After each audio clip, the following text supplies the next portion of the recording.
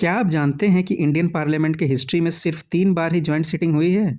जबकि पार्लियामेंट में हर साल सैकड़ों बिल इंट्रोड्यूस किए जाते हैं। तो फिर ऐसा क्या स्पेशल है जॉइंट सिटिंग ऑफ पार्लियामेंट में? और ये इतनी रेयरली यूज़ क्यों होती है? आज की वीडियो में हम समझेंगे joint sitting of parliament, article 108 जो कॉन्स्टिट्यूशन का एक पावरफुल डेडलॉक ब्रेकिंग मैकेनिज्म है। तो चलिए वीडियो स्टार्ट करते हैं। वीडियो स्टार्ट करने से पहले आप लोगों के लिए एक question. Rules regarding joint sitting is framed by the parliament. This statement is true और फॉल्स। मतलब ज्वाइंट सिटिंग से रिलेटेड रूल्स पार्लियामेंट बनाती है, ये कथन सही है या गलत है? इसका उत्तर आप लोग कमेंट बॉक्स में दीजिए। और अगर आप इस प्रश्न का उत्तर नहीं दे पा रहे हैं तो घबराइए मत, इन सब प्रश्नों का उत्तर आज के लेक्चर में क्लियर हो जाएगा। तो चलिए स्टार्ट करते हैं। चलिए सबसे पहले देखते हैं कि आखिर ज्वाइंट सिटिंग होती क्या है। ये संयुक्त बैठक, ये देखिए इसमें सारा कंटेंट हिंदी और इंग्लिश दोनों में लिखा हुआ है, इसलिए आपको कोई समस्या नहीं होगी। तो सबसे पहले देखते हैं ज्वाइंट सिटिंग क्या बताता है, ये है क्या। तो ज्वाइंट सिटिंग एक प्रकार का कॉन्स्टिट्यूशनल मैकेनिज्म है जो कि डेडलॉक बिटवीन लोकसभा और राज्यसभा को रिजॉल्व करने के लिए बना है। मतलब अगर लोकसभा और राज्यसभा के बीच में कोई गतिरोध हो जाता है जिसकी वजह से कोई बिल वो पास नहीं हो पाता है, तो ऐसी समस्याओं के समाधान के लिए किस चीज़ की व्यवस्था की गई है? जॉइंट सिटिंग की व्यवस्था की गई है। कहाँ की गई है? आर्टिकल 108 में की गई है। तो अगर आपसे क्वेश्चन में पूछ ले कि जॉइंट सिटिंग एक कॉन्स्टिट्यूशनल मैकेनिज्म है, तो वो आंसर आपका बिल्कुल सही हो जाएगा। आर्टिकल 108 में मेंशन्ड है। जॉइंट सिटिंग में होता क्या है, ये लोकसभा और राज्यसभा ये दोनों की सिटिंग एक साथ होती है और जिस भी बिल पे गतिरोध हुआ है उस बिल को वहाँ पे फिर डिस्कस किया जाता है और वहाँ से पास किया जाता है। तो आखिर जॉइंट सिटिंग को बुलाता कौन है? तो जॉइंट सिटिंग को बुलाने का अधिकार किसके पास है? प्रेसिडेंट, राष्ट्रपति के पास है अधिकार। कैसे बुलाते हैं? आर्टिकल 108 के तहत ही बुलाते हैं। तो ये भी उसी आर्टिकल में मेंशन्ड है। अब ये किस टाइप के बिल के लिए जॉइंट सिटिंग बुलाया जा सकता है? तो कोई साधारण विधेयक है, ऑर्डिनरी बिल है, तो उसके लिए बुलाया जा सकता है। फाइनेंस बिल टाइप 1 और टाइप 2 के लिए बुलाया जा सकता है। लेकिन मोस्ट इम्पॉर्टेंट बात है, इसको ज़रूर याद रखिएगा कि मनी बिल और कॉन्स्टिट्यूशन अमेंडमेंट बिल के लिए नहीं बुलाया जा सकता है जॉइंट सिटिंग। अगर आपको जानना है कि ये मनी बिल और कॉन्स्टिट्यूशन अमेंडमेंट बिल के लिए क्यों नहीं बुलाया जा सकता है, तो इसके पहले का मेरा वीडियो जो कि इन बिल से रिलेटेड है उसको जाकर आप ज़रूर देखिए। तो बहुत इंपॉर्टेंट पॉइंट है, ये याद रखिएगा, मनी बिल और कॉन्स्टिट्यूशन अमेंडमेंट बिल के लिए जॉइंट सिटिंग नहीं बुलाई जा सकती। तो आखिर ये जॉइंट सिटिंग कब बुलाई जाएगी? क्या वो कंडीशन होगा जिसके बेसिस पे जॉइंट सिटिंग बुलाया जाएगा? तो जैसा कि हमने पिछले स्लाइड में देखा कि ऑर्डिनरी बिल और फाइनेंस बिल टाइप 1-2 के लिए जॉइंट सिटिंग बुलाई जाती है।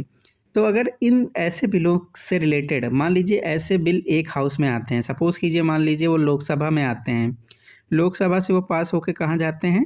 राज्यसभा में जाते हैं।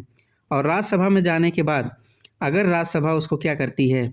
रिजेक्ट कर देती है, मतलब अस्वीकार कर दे, या फिर डिसएग्री कर जाए अमेंडमेंट पे, जो भी उसमें कुछ अमेंडमेंट वगैरह दिए गए हैं उस पे असहमति हो जाए, या फिर राज्यसभा के पास गया लेकिन 6 महीने तक राज्यसभा ने उस पे कोई कार्रवाई नहीं की, 6 महीने के लिए कोई कार्रवाई नहीं की, तो इन 3 कंडीशन के ऊपर क्या होता है? जॉइंट सिटिंग बुलाया जाता है।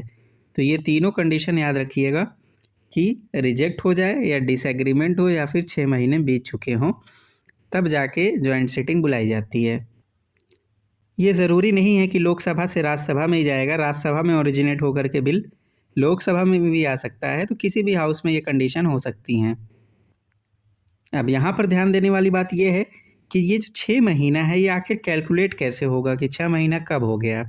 क्या जिस दिन बिल मान लीजिए लोकसभा में पहली बार आ रहा है, तो क्या जिस दिन लोकसभा में बिल आया उस दिन से 6 महीना जोड़ा जाएगा, या फिर वो जिस दिन लोकसभा में जाएगा उस दिन से 6 महीना जोड़ा जाएगा, या इसका कोई और कंडीशन है? तो इसमें एक कंडीशन है कि वो 6 महीना जो कैलकुलेट किया जाता है उसमें जो प्रोरोगेशन होता है, प्रोरोगेशन का मतलब आप जानते हैं, जब भी एक सेशन को राष्ट्रपति द्वारा स्थगित कर दिया जाता है, जब से जैसे सपोज़ कीजिए एक बजट सेशन है, तो बजट सेशन का जब काम हो जाएगा पूरा, मान लीजिए 20 दिन का सेशन है, तो 20 दिन का काम जब पूरा हो जाएगा तो उसको राष्ट्रपति क्या करते हैं? प्रोरोग कर देते हैं कि सेशन एंड हो गया।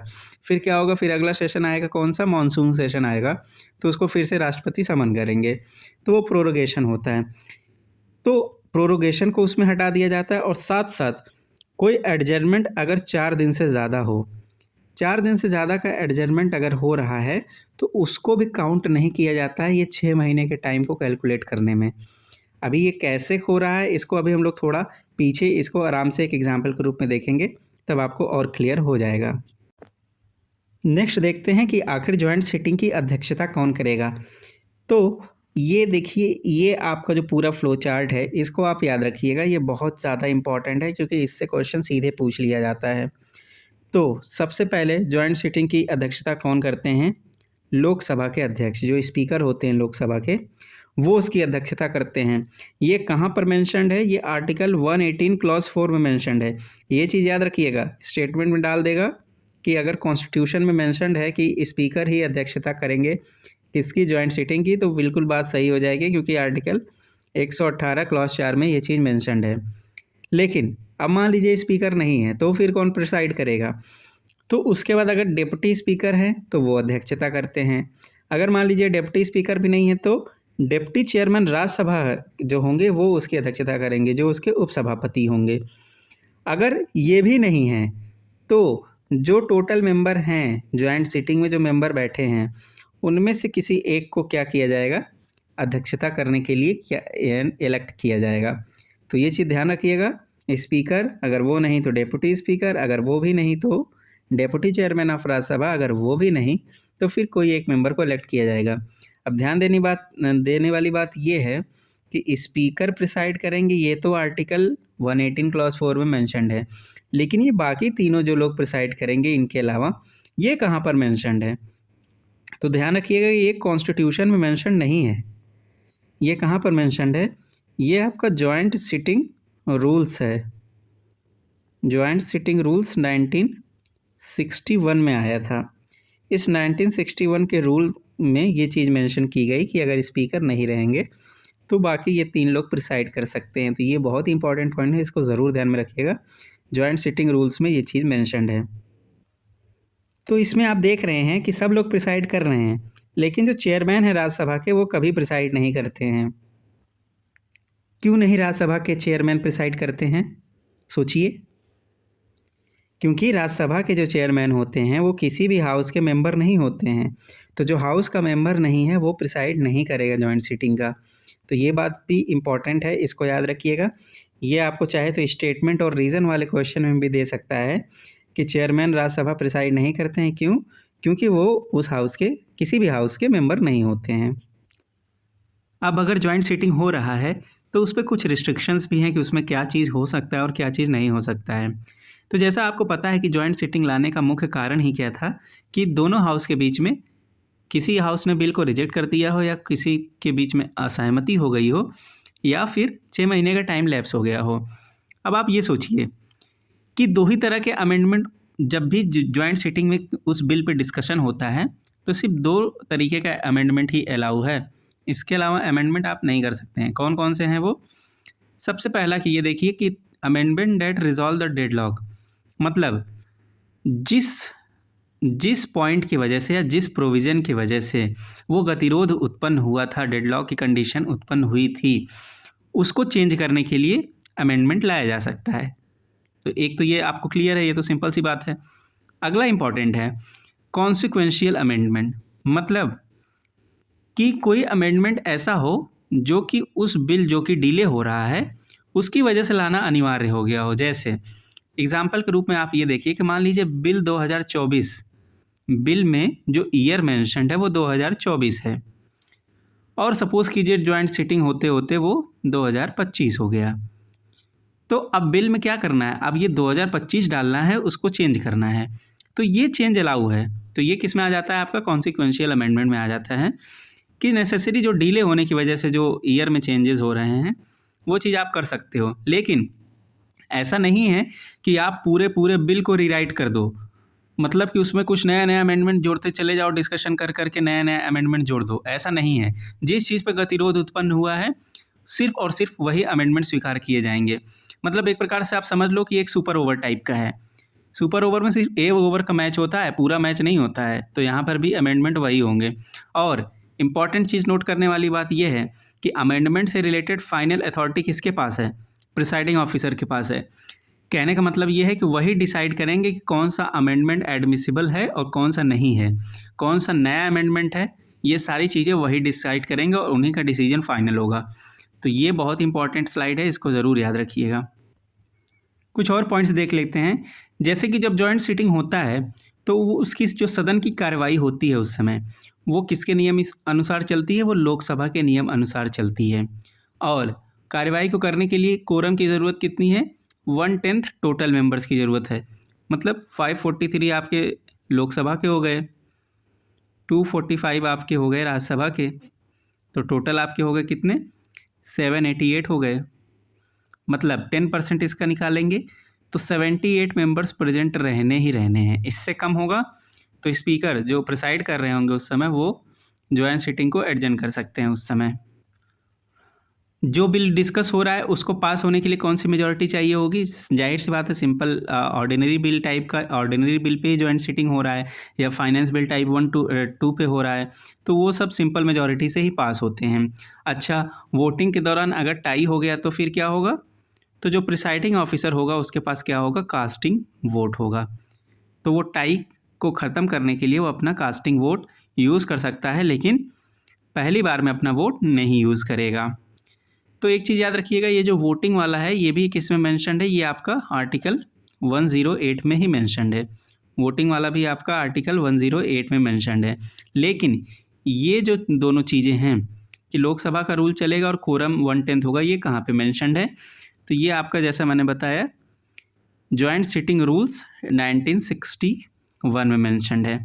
अब यहाँ पे एक बहुत ही इंपॉर्टेंट पॉइंट है जो मैंने आपसे वीडियो की शुरुआत में क्वेश्चन पूछा था कि जॉइंट सीटिंग से रिलेटेड नियम बनाने का अधिकार पार्लियामेंट के पास है। तो अगर आप लोगों ने आंसर नहीं दिया है तो अब तक दे दीजिए। तो उस क्वेश्चन का आंसर होगा वो फॉल्स हो जाएगा।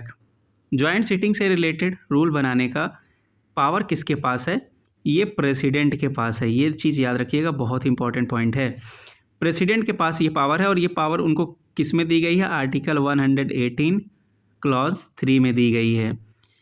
आर्टिकल 118 क्लॉज 3 ये कहता है कि प्रेसिडेंट के पास पावर है कि वो जॉइंट सीटिंग से रिलेटेड रूल बना सकते हैं। किसके कंसल्टेशन से, स्पीकर और चेयरमैन ऑफ राज्यसभा, मतलब लोकसभा के स्पीकर और राज्यसभा के चेयरमैन, इन दोनों की सहमति से, इन दोनों के विचार विमर्श के साथ प्रेसिडेंट क्या करेंगे, वो रूल बनाएंगे।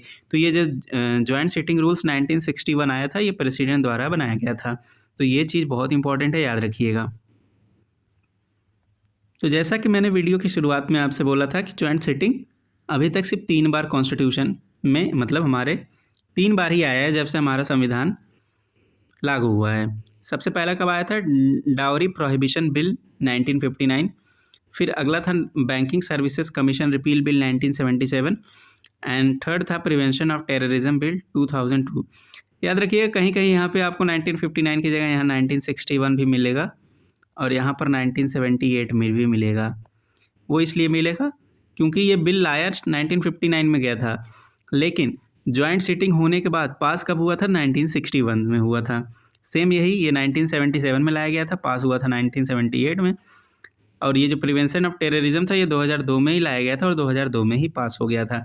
इसी को फेमस, इसका क्या नाम है, इसी को हम लोग पोटा बोलते हैं, यही है वो पोटा। तो इन्हीं 3 कंडीशन में लाया गया है। डाउरी वाला जब लाया गया था तो उसके कुछ प्रावधानों पे डिसएग्रीमेंट था।